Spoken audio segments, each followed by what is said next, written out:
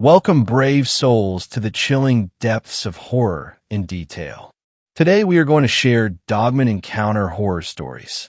First story, my Dogman encounter. Hello, everyone. Hope everyone is having a great day or night. A few people have asked me to tell my story on here a few times, so here goes. It's going to be a bit of a long one. This was about 23 years ago, and I had no clue what a dogman was, and I didn't believe in anything supernatural back then. I was hunting wild hogs in one of the southernmost areas of the Great Dismal Swamp. This is far south of the wildlife refuge where it ends at the Albemarle Sound in eastern NC. I had put my boat in the water at a friend's house about a half hour by water from where I went into the swamp at. This was in late November, so it was pretty cold and really overcast, and it gets dark around 5 or so. It was about noon when I tied up and got out of the boat. First hour or so was pretty uneventful. I was working my way inland. Some of this part of the swamp can be walked through when the tide is low, and it's just marshy with deeper canals and bogs scattered about. But there aren't any trails or marked paths or anything, so you really have to pay attention where you're going and definitely need a compass since you can't see the sun. It's pretty dark in there even on bright and sunny days. I was back in there about 2 hours and looking for sign of hogs. I could tell some had been back there at some point, but it had been a while. I got a little further in and started smelling what I had thought was a boar.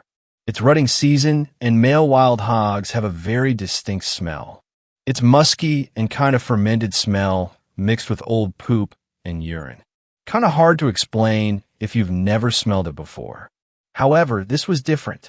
It was musky, but more like an outside dog that's soaking wet. I stopped to look and listen, and after 10 or so minutes, I started hearing a snuffling, breathing that came, and after a bit, I started to hear some growling.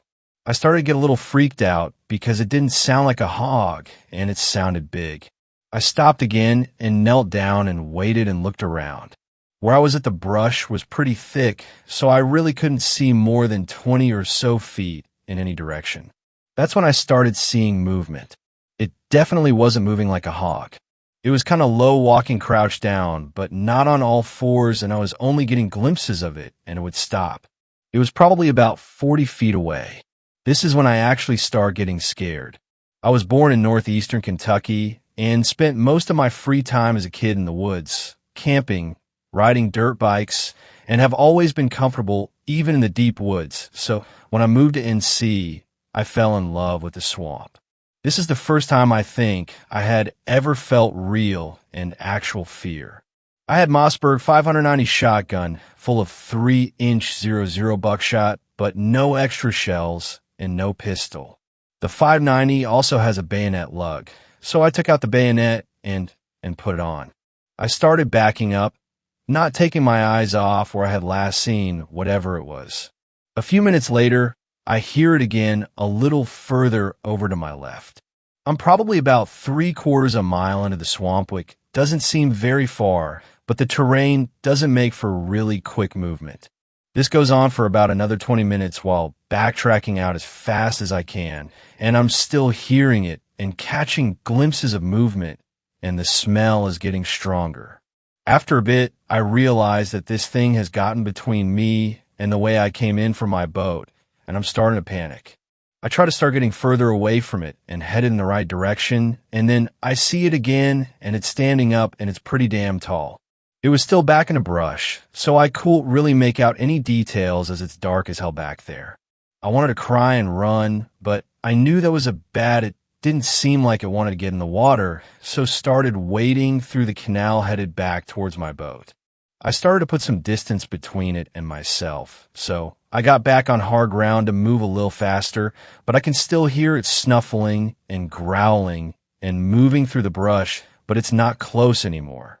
I made it back to my boat, and I'm soaking wet and freezing, but I thank God I made it out of there and just in time as it's getting foggy and started to drizzle. I had never been that scared in my life. I made it back to my buddy's house, Nad, tell him what happened, and I can tell he knows something when I tell him where I went. He brings me in and gives me some hot coffee with a big slug of bourbon in it. When I calm down, he takes me to the other house out back of his property to where his granddad lives. I'd met his granddad before, but he had always been kind of standoffish to me. I found out later he just had real bad PTSD from Korea, and my buddy and his family had lived in that area since after the Civil War. I think his granddad's great-granddad had been a slave around there, but that's a story for another day. I guess what I mean to say is his family had history in that area and knew the place a lot better than me. After I told his granddad what happened, he stood up, looked me in the eye, and said, "Don't go back in there. You're lucky you made it out. That's where the big dogs live." I left and went home and slept for about 18 hours. I tried to forget about that experience and started to believe I was just seeing shit and freaked myself out. I eventually forgot all about it until a few years ago when a Dogman Encounters video came up on my YouTube feed. I was curious what the hell a dogman was, so I started listening to it, and that whole experience came flooding back to mind. It was very similar to what happened to me. I started looking into it, and there have been other sightings and encounters in Eastern NC. So that's my story. I'm 44 now and still live in coastal NC, but haven't been back anywhere close to that area. I still hunt and love the outdoors and the swamp, but don't go too far in anymore. Second story, my encounter. So I'm 40 now, but this happened almost 20 years ago. I was born and raised in the Florida Panhandle, and that's where this happened. It happened on Quintet Road, right at the bridge crossing Escambia River on the west side of Bridge. It was around 2:30 a.m. The area is more built up now, but back then just a long road with no street lights. If you look it up on Google Earth, there is wildlife management area, and the river runs all the way to Pensacola Bay going south. And if you also look on the map, the heavy wooded area around river runs all the way north to a Georgia and Florida national forest.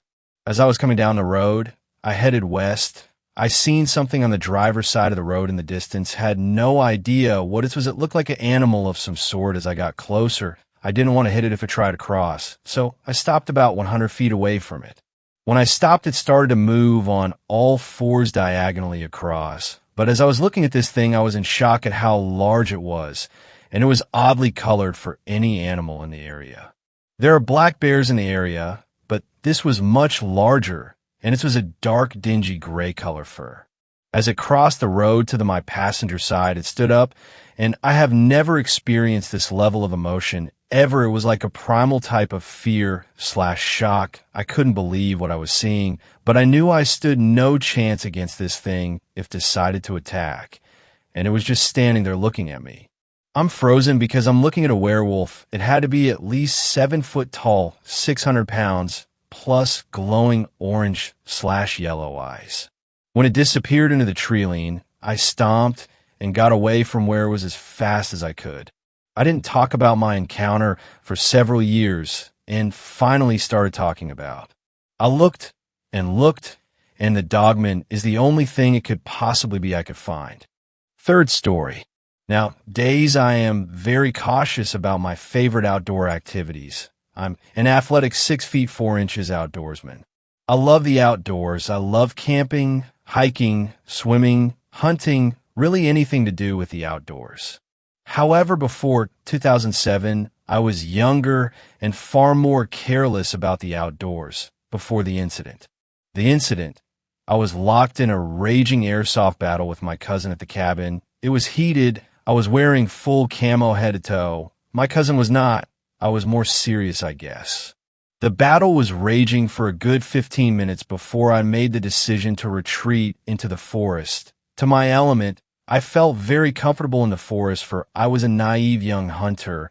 I learned shortly afterward that this was a poor decision that day. The plot of land that we were on was about an acre. We were on the main trail southeast of the cabin, about 100 to 200 yards into the forest when we ended our skirmish. Have you ever gotten the feeling of being watched? If you do, acknowledge it, because you probably are. I was young and knew this, but apparently ignored it initially. Me and my cousin were talking and standing on the trail when I got the grand idea to freak him out. I said to him, we're being watched.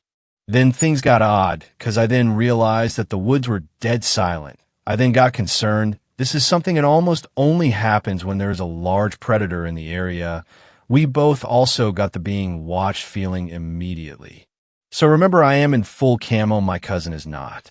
I immediately started scanning the area, visually focusing on a clearing, because on the other side of the clearing was a hill that dropped down into a watering hole. Scanned twice back and forth and saw it on the second pass. I only saw it because of its massive canine teeth that stood out as it panted. Its reddish-brown fur blended in almost perfectly until I got a good focus on it. It was staring at us. It was crouched against a tree, holding the tree with its massively clawed hand. I said quietly, "We have to go." My baseball playing fast as hell cousin bolts. I stood still and observed it until it reared up, ran on two legs for a few steps, then dropped to all fours and charged us. It was very wolfish in appearance, and yet manlike. I sprinted as fast as I could, hearing it crashing through the woods behind us until we left the tree line and ran to the cabin. At the time, I felt like it wanted to hurt us. But looking back, I think it was a territorial charge or maybe a bluff charge, considering that it stopped following after we got out of the woods. This animal has shaken my confidence amongst nature. Whenever I'm in a forested area, I now either bring company or a gun, a knife, or all of the above. Be careful of your surroundings, people, and always trust your gut. Since the incident, I have learned that my sighting falls in with a typical dogman/werewolf encounter. I'll post the coordinates of the sighting if interested. Also, personally, I find the term dogman stupid. It sounds like something from a cartoon. I prefer Canis sapien, sounds more professional. Fourth story, Northeast PA dogman encounter. I have shared this story in previous threads as part of the general conversation. I haven't made an individual post until now. I'm a little bit older than most folks here. Mea culpa.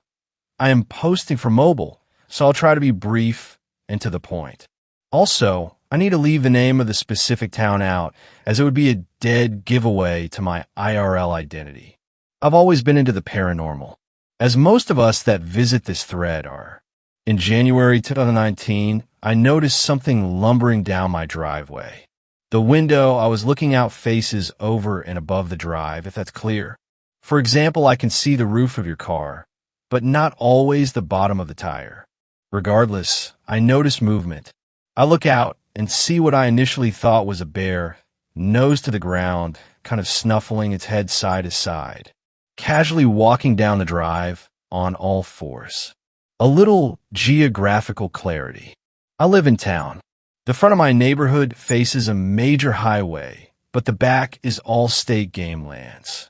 I've seen some wildlife, turkeys, a deer here and there, and every skunk in the county apparently lives on my street. I don't see many squirrels, groundhogs, or chipmunks, which is a bit odd. I'm not very far from the city of Scranton. Enjoy Office fans. About 7 miles from downtown, so I'm not exactly in the sticks. I watch this bear mosey down toward the street, its head lowered. I move from the living room window to my bedroom window that has a full view of the street. Sure enough, here it comes. But something is wrong. I watch this not bear stand on two legs and casually walk out into the road. I see pointed ears and a long snout. It's got its head raised, smelling the air. I felt pee run down my legs. This was no bear. I saw it in perfect silhouette under the yellow street light. It was either dark gray or black. The yellow light threw off the true color. It stood without effort, looked like one fluid movement. It then walked across the road, casual as you please, and kind of hunkered down in some scrub brush.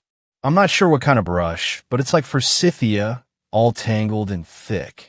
Then I realized it was looking right into my bedroom. It had blue eyes. I'm not sure if that was reflected light or they were glowing. It looked right at me. I lost my legs at that moment and sat down under my window, absolutely panicked. I was home alone with 5 cats and a dog who slept through the whole thing. I didn't know what to do.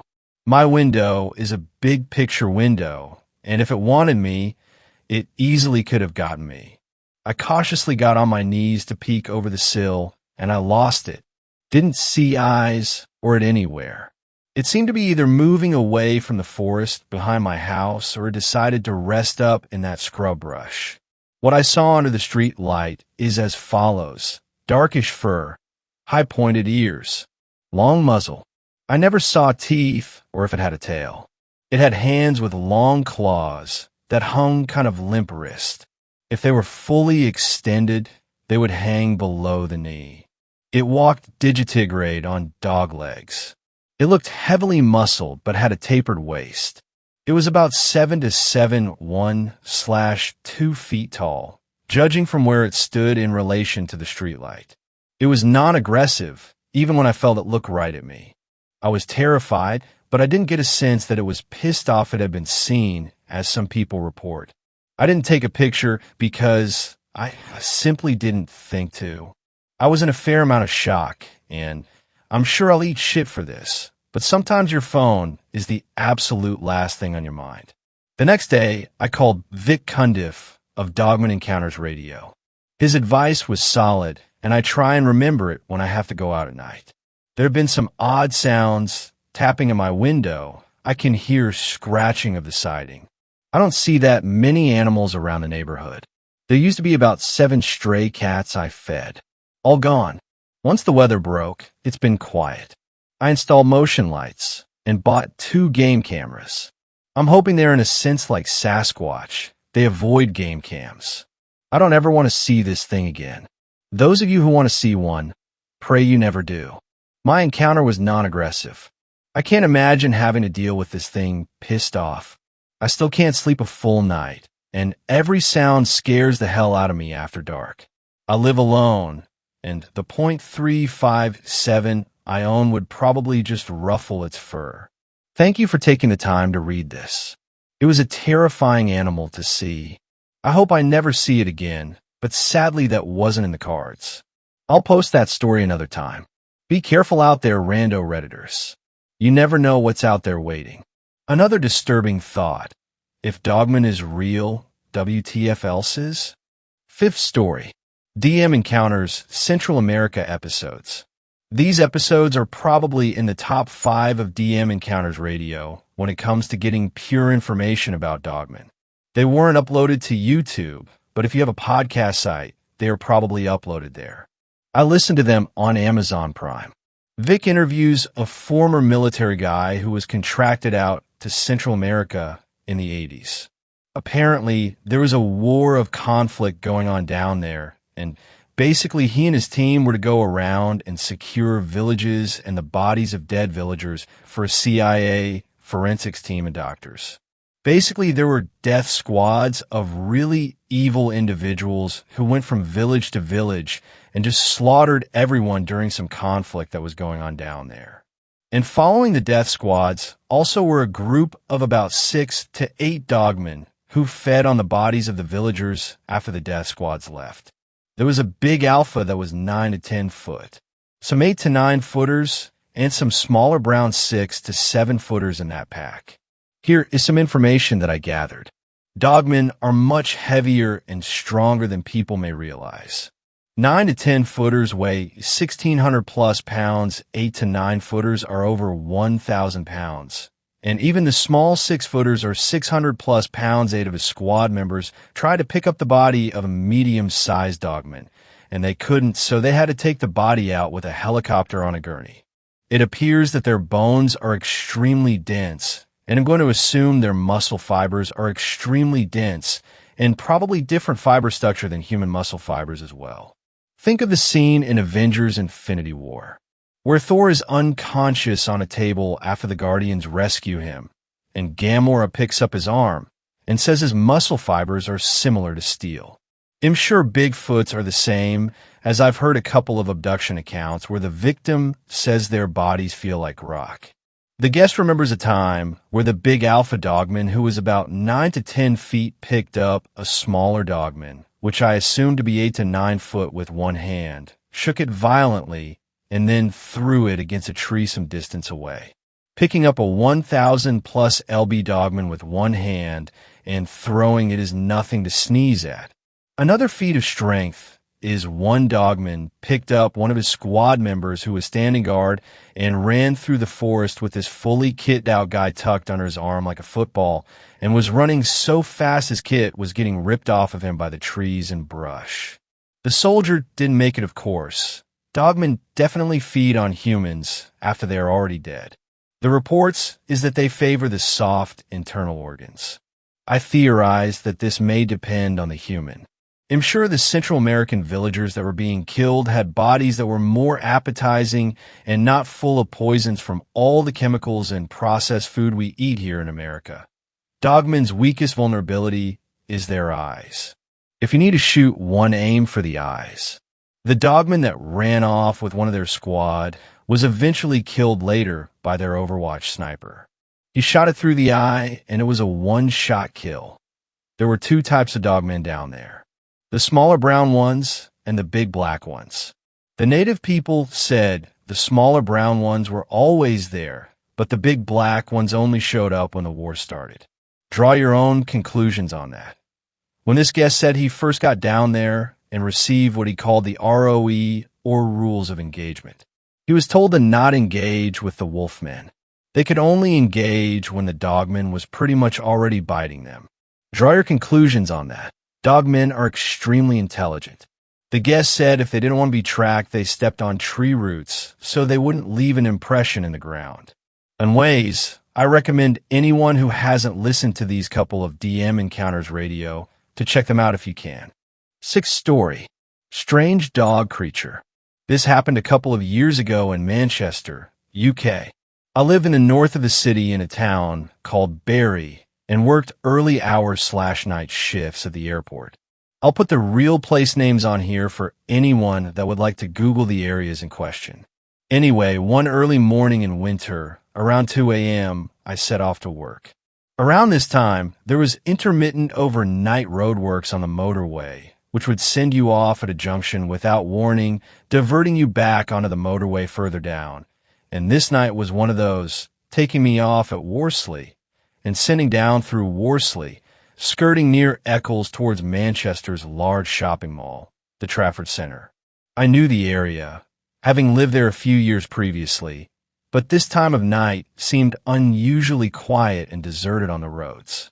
Normally, I'd see the odd person drunkenly staggering down the street, or late-night taxis scurrying round. But tonight, nobody was on the streets at all. I drove down Barton Road, which to my left is followed by a dark canal, which was mist-covered, and slowed my car up to the red light at the intersection just before you cross an old Victorian-era swing bridge, Barton Swing Bridge, which crosses the River Mersey below. As I slowed to the lights, I suddenly became overtaken with an intense feeling of dread and panic. The hairs on my arms stood up, and I broke out in a cold sweat for no reason.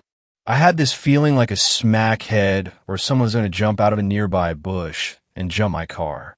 Then, as cliche as it sounds, my car radio suddenly cut out, and the only noise was my idling car engine. The lights turned green, and I suddenly didn't want to go through them, over the darkened swing bridge that loomed ahead of me, almost like it dared me to cross it. I swallowed hard and nervously put my car into gear and crept forward across the junction.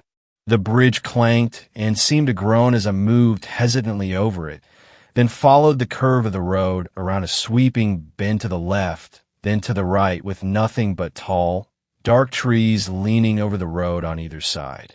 Around the bend on my driver's side, the right in England, is an old monastery, and through the gates of the monastery I could make out the shape of a dog about across the road in front of my car. So I slowed. This dog was huge. It was black. It actually looked muscular from its outline. As I completed the bend, my headlights hit this dog. All I can describe it as, my headlights hit nothing. No reflection off its coat. No details, just like a void, a shadow. This dog turned to me, and its eyes glowed yellow.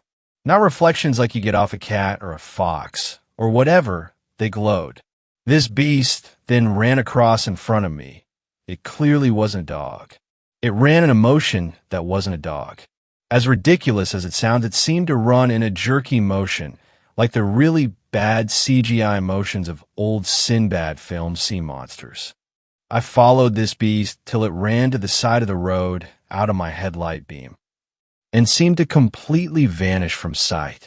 I looked at my side windows, side mirrors, rear mirrors. Nothing.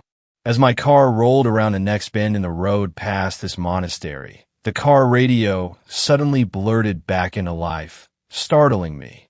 That feeling of dread lifted, and this thought randomly came to me. You wasn't mean to see that. It wasn't for you. I felt completely normal, but absolutely perplexed by what had just happened to me. I looked up things that might be this thing I saw. Nothing sounds like it. A thing called the Manchester Shug, which was a headless dog or something, but it doesn't sound like what I witnessed. If anyone has any clue, I'd love to know. It's bugged me for years now. 7th story. Dog-like creature, Scotland. So when I was a kid around 7-8 years old, I was playing in the woods near my house. I used to just potter about by myself sometimes and was happily in a world of my own until I wandered through some trees, and there in front of me was a strange-looking creature about the size of a medium/large dog. It was gray and had a sort of square muzzle, not unlike a capybara. Where'd I know? This was how I know it wasn't a dog. It stood completely still, almost like deer do, and I was so petrified I remember slowly backing away and then bolting home. It was like we were both shocked to see one another, and we're like, I didn't see you. You didn't see me. Any clues as to what it could have been? The village I lived in was very old and lots of strange mythology, witch stories, etc. 8th story. Shadow dog? I think it was warning me. Hi all. Newish to Reddit, so sorry for any mistakes. A few years back, I had an odd experience/encounter with a shadow dog. I'm almost positive it wasn't a real dog at all, but some sort of paranormal encounter/warning. At the time, I was living with my ex-fiancée, who was working out of town at the time. My parents and sister lived about 5 minutes away, and so I would frequently spend the day there and return home at night, usually around midnight. The house my fiancé and I were renting was just your basic modular home with a covered porch. It's a little setback from the road. We lived in a little lake community, so I had neighbors, but they're mostly elderly and retirees, so it's usually quiet after 9 p.m.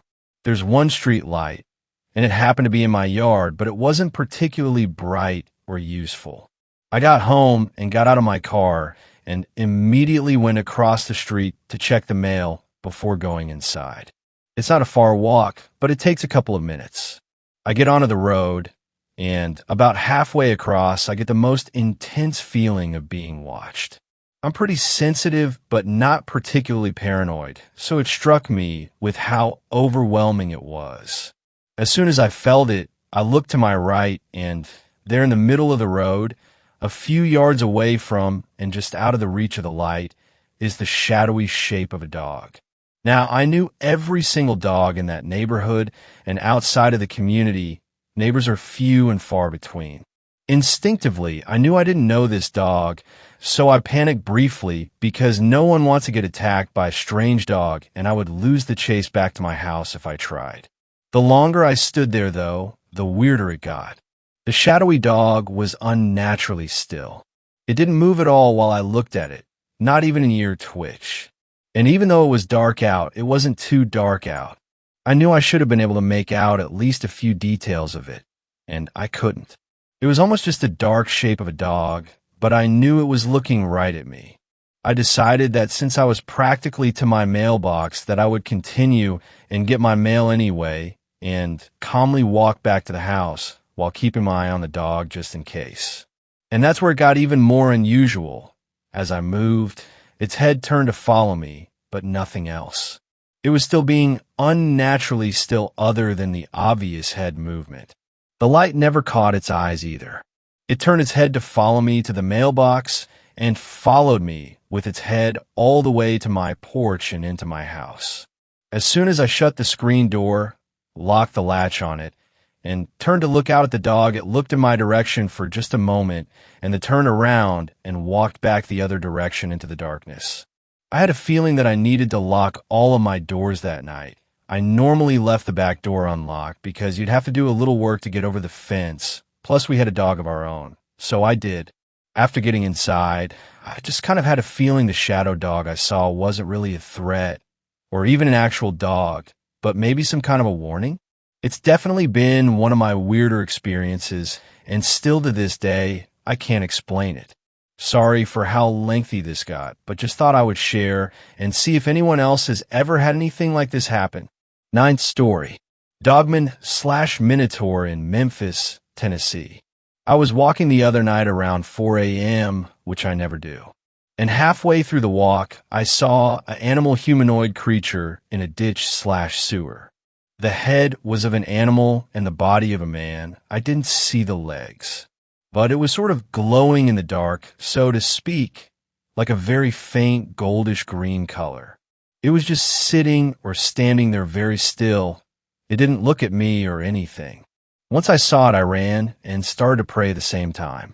I've been doing some research, and I think it was a dogman or a minotaur.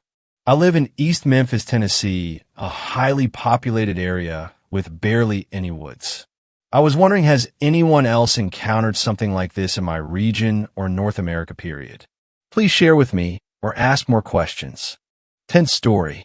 Man shape-shifting into a dog. This happened approximate 1 hour before reading this post. It wasn't a trick of the light or anything, and I'm still having goosebumps. I was driving back home, 23:00, and in a village in the mountainside, I saw a drunk man crossing the street, and at some point he stumbled 100 m and fell. I had my high beams on and could see him clear. As I slowed down and prepared to help him get out of the road, due to obvious reasons, and could see him laying down 20-30 m, he turned into a white dog and walked away. Has anyone else encountered anything similar to this? At this point, I am regretting not having a dash cam. 11th story. Dogman encounters. Howdy y'all. My family has a fairly strange relationship with the dogmen in the southeastern region of the U.S. I've always lived in MD, but my family originally started off in Louisiana. My family were, as my grandpa put it, carny entrepreneurs. Best way I can put his accent in a text, LOL. Anyway, our family arrived from Cuba and started our little carnival act, which I'm happy to say isn't still in action, around 1898. They would travel throughout the South pre-forming and doing work on defunct plantations and farms. During this time, my you get the point, grandfather came into contact with a local Native American tribe. He never really talked about it, but shortly after my family started having contact with dogmen. My grandfather, back when they were still traveling with the carnival, talked about them seeing the beasts walking around their camps at night. He has a bunch of stories that I might post later, but he suffers from dementia pretty heavy, so you'll have to take them with a grain of salt. My dad worked for a while in the telephone industry, putting up poles. He was up doing maintenance one night on Gambrel Mountain. As he was driving back down the mountain, he saw about 3 dogmen running alongside his truck and staring at him through his windows. My experiences are a bit more involved. I've been hunting in the mountains around where I live for quite a while now, and every time I head out, I see one of them. Typically, they're off in the distance or just walking around the riverbanks fetching water. I want to know if anybody has any sort of explanation as to why they seem to be following my family around, or if anybody has similar stories. I've heard they can get violent if provoked, but I haven't seen them hurt anything. Wouldn't put it past them though, LOL. 12th story. Dogman? Skinwalker? I'm reposting cause someone said it belongs here, and they banned me from creepy encounters. I live in house of an animal shelter, as I'm the on-site vet, and do most of the dog's medical needs. And we are a non-profit organization, so majority of our money comes from adoptions. But we're also located out in the middle of the desert with about 20 acres give, or take a couple acres. I started working here last month and have had so many strange occurrences during my nighttime walkthroughs. Living on-site means I room and board here, and typically you get rats and squirrels, small vermin who will poop and agitate the animals. But last night, I was walking around with my flashlight and one of the dogs who is very calm and chill. His name is Gizmo. He sort of protects me, as I've had a raccoon attack last week and had to get a couple shots and some stitching.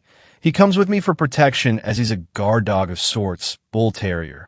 I was counting our dogs and double-checking everyone had gotten their meds, and the cages were locked. I got to the back where trucks can pull in and go out onto the open lot and see what I assumed was a large dog. I think it was one of our big dogs that got out of his pen. So I approach, but Gizmo starts growling and whimpering and pulling back. I flash my light and the dog was hunched over still. I pulled Gizmo and he wouldn't budge. I walk over to the kennel where I thought the dog had escaped, but the fuzzball was in his pen.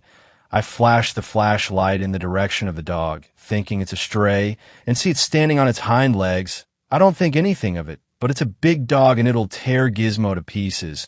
So I release him from my waist leash and he takes off back to the gate and sits there whimpering and barking still. I turn back to look at the dog thing, werewolf, skinwalker, and keep shining my light and get my phone out and have 911 ready to dial.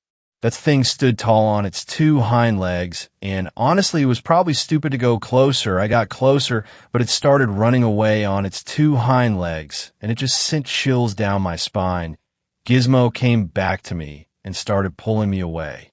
As I closed and locked the fence, I felt like it was out there again, and so I walked back quick to my room and let Gizmo sleep with me.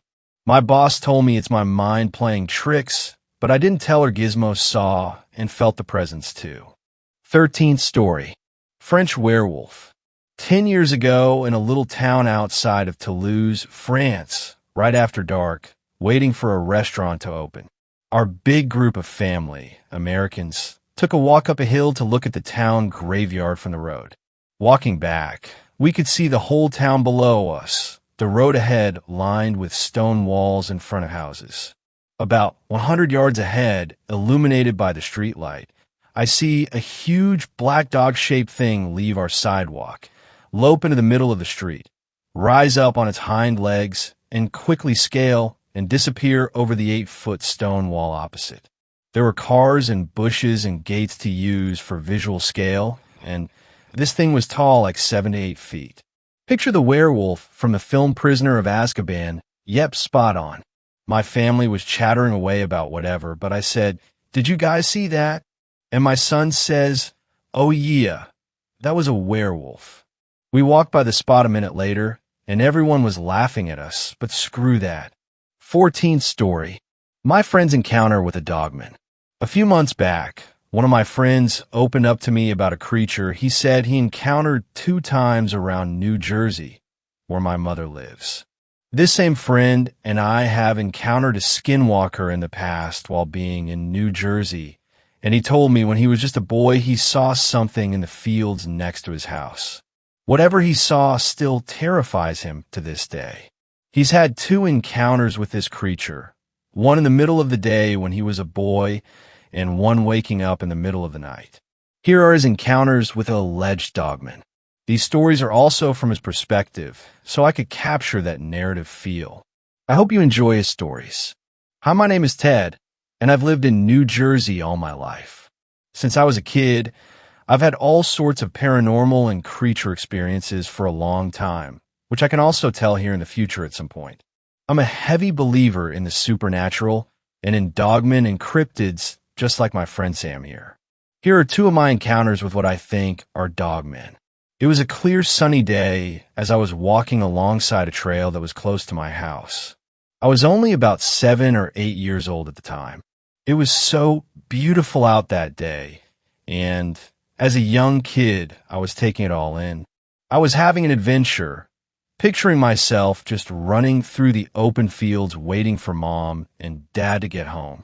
The trail I was on had beautiful scenery all around, with tall grass and miles of fields to my left and dense forest to my right. I was just walking through the woods, as whenever my parents weren't home, that's what I used to do. I was enjoying the walk, taking in all the feels of nature. The smell of the woods was intoxicating as well as the chirping birds. Then the woods fell silent. I felt like someone or something was watching me, and my eyes darted around the entire area. I then looked to my left and noticed something in the tall grass. To me, it looked like a big dog, but then I saw it was crouched down like a man would be if he were hiding.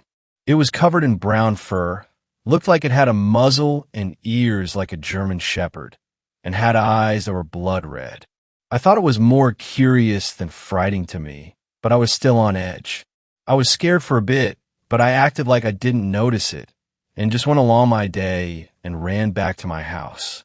I never spoke about this encounter with any of my family, as they would think I'm crazy, but that was my first encounter with what I think was a dogman. The second encounter only happened about 4 to 5 years ago. At this point, I lived in a different house.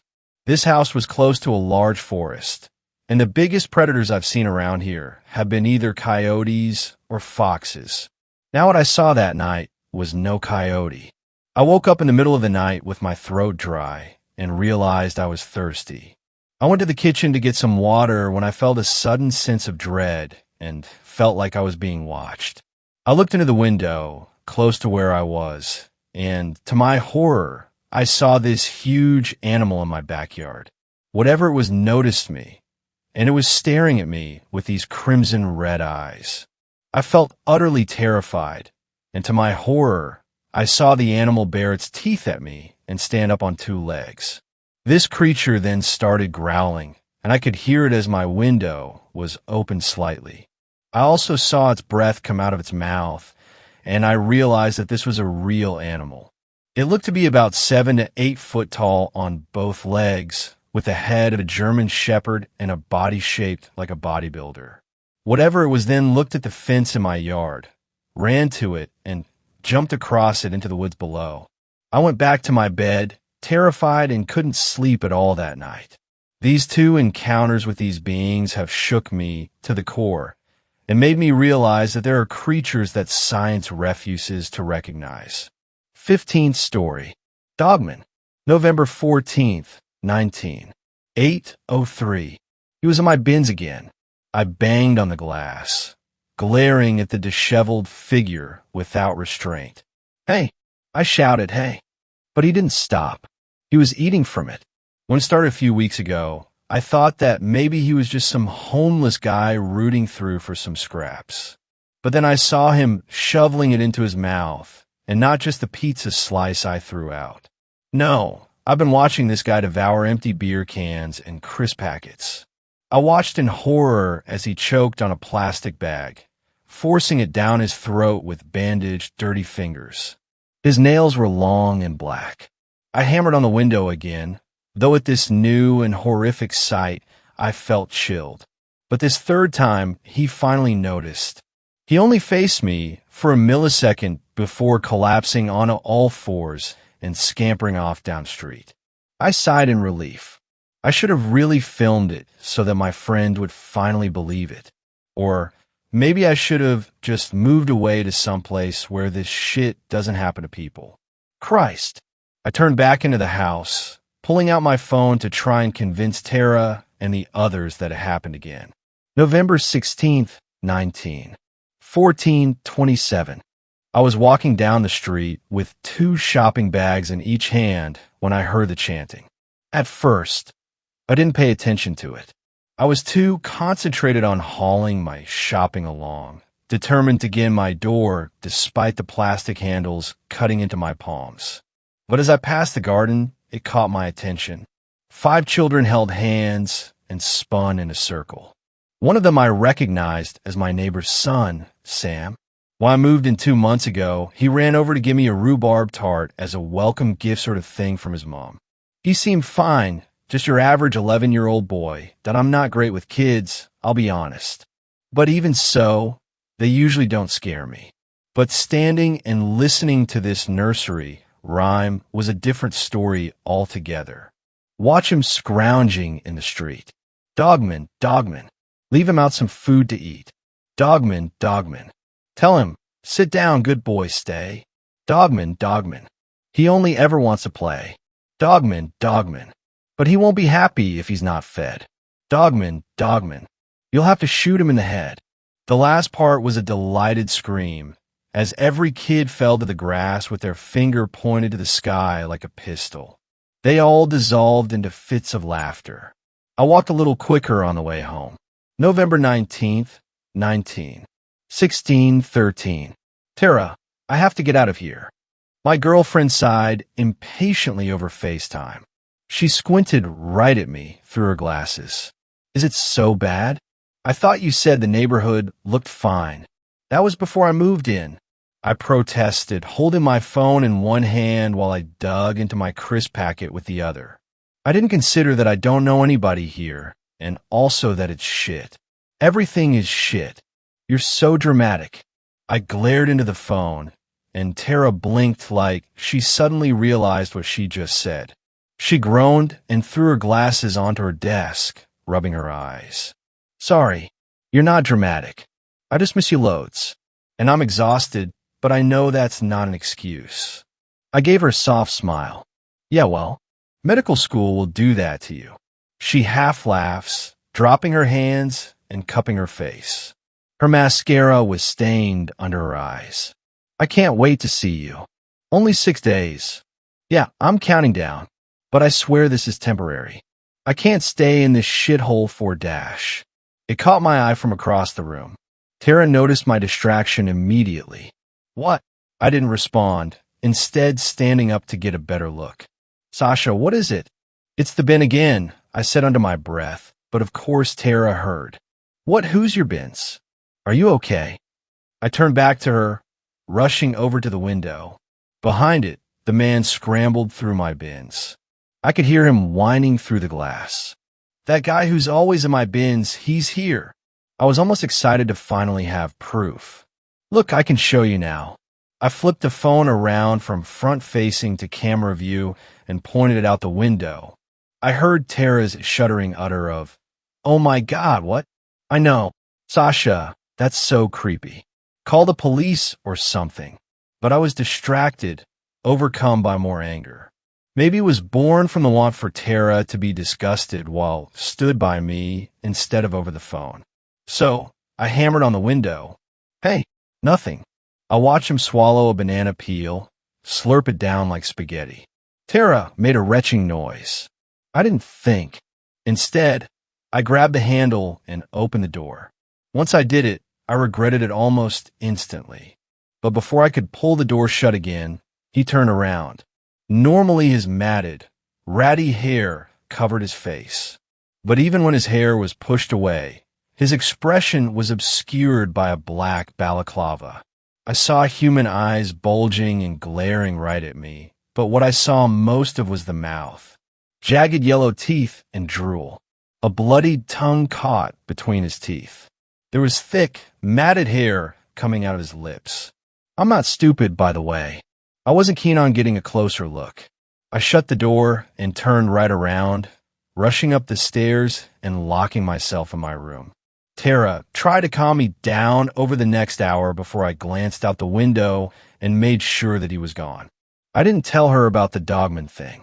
She'd probably just say he was a really committed furry or something. I hope she was right. I really hope that that's all it was. November 23rd, 13:46. Hey, I stopped in my tracks and turned around. Sam rushed to catch up with me, his ginger hair freshly cut. My initial instinct was to find this odd, that he was coming up to me on the street when we barely knew each other. Maybe he was delivering another tart. Hi, I smiled. How've you been? Good. Cool. You okay? His eyes darted away, towards my house on the other side of the road. I was ready for this conversation to be over so I could go call Tara and make myself lunch. Sam looked back at me with such confidence in his stare. Dogman was eating your rubbish last night. Nausea crawled into my throat. I was suddenly weak, knees about to buckle, but I tried to keep my tone light. Was he? Yeah. Do you know who Dogman is? I was going to be sick. I think I do, yeah. Sam nodded wisely. He really likes your house. I swallowed, making no more attempt to keep a brave face.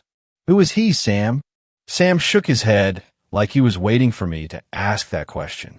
He's been here a long time. How long? Long. Sam's words emerged as frosty breath. There was a nearly unbearable pause before Sam seemed to remember something. Oh yeah, my mom wants to invite you over for dinner tomorrow at 7. Would you like to come? I wouldn't. Sure. Tell your mom thanks for me. I'll be there. Sam nodded, but didn't skip off immediately. If he tries to hurt you, just treat him like what he is. Okay. I couldn't handle it. I pushed away from the conversation and staggered to open my door. I fumbled with the keys, and once I was in, I tried to run to the bathroom, but ended up vomiting onto the floor. Like a dog. November 24th, 1751. I sobbed over the phone. I can't, Tara. I can't. You can, she told me firmly. It's just a day. All this weird shit will pass. I nearly laughed. I just want to leave. I just want to see you. I know, she whispered. I love you, okay? One day. I nodded, choking through my tears. One day. November 24th, 2036. I laughed at the dinner table.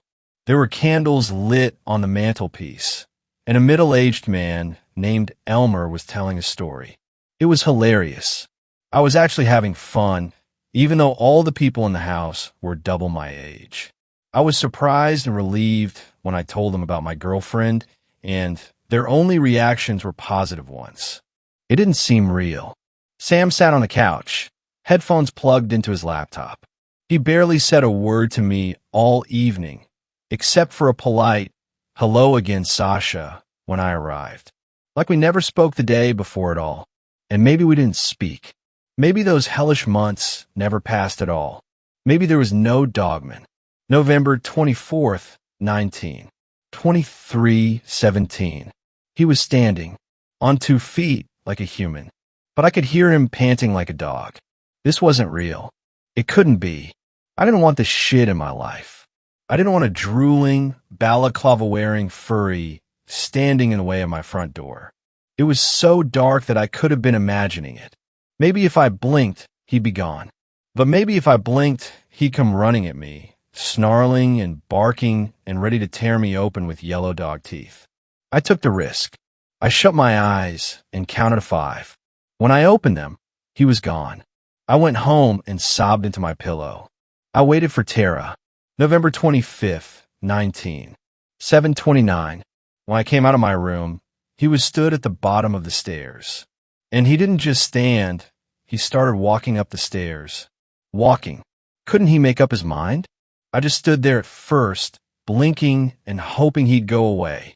But he just got closer, and the closer he got, the clearer I could see the balaclava and the matted hair and the collar around his neck. He was wearing a collar. Just treat him like what he is, okay. He was right in front of me. I pointed a finger at him and yelled. Hey! I shouted no. He froze on the top step, towering over me. No. I barked again. Bad dog. No. He flinched, coward. Whimpered with shiny human eyes. Bad dog. Sit. I shouted, jutting a finger at him again. He got down on his knees and sat, looking up at me still. Bad dog. I said again. I reached out and wound my fingers around his collar. Come on, come here. I dragged him down the hallway to the bathroom. He crawled on all fours, reluctant with his head hanging low. He whined and whimpered, and I might have thrown up, but I didn't. Not yet. I took the bathroom key in one hand, and with the other, I pushed him forward. He scrambled into the bathroom, and then turned around to stare at me with glistening eyes. His disgusting mouth hung open. Stay. I breathed through my mouth. Stay. He stayed. I locked the door from the outside. I ran downstairs and into the street, across the road, and banged on Sam's house door. I called the police while shaking and sobbing, a complete mess. I was fawned over by the family, while Sam stood in the kitchen with a hollow expression and remained there no matter how many times his parents told him to go to his room. Hours later, Tara found me in the mess of it all, and this time it was her who cried. Her tears soaked into my shoulder, but I didn't mind. When the police searched my house, They didn't find Dogman, but they still believed me. Apparently, this wasn't an isolated report, as people in the town had complained for a long while about a man with a balaclava behaving in disturbing ways. But they had never had a break-in before. That wasn't all their evidence, though. Downstairs, my back door was open. The lock on that thing was always faulty. They found my bathroom completely trashed, everything torn to shreds. The window was smashed, and there was blood on the shards of glass. They told me their theory. A mentally ill homeless man had broken into my home in a delusion, having fooled himself into believing that he's a dog. That made more sense to me and to Tara. We wanted so badly to believe that. But when they tested the blood on the smashed window, it came back as animal blood. Dog blood. Thanks a lot for watching this video till the end. Drop your suggestions in the comment section.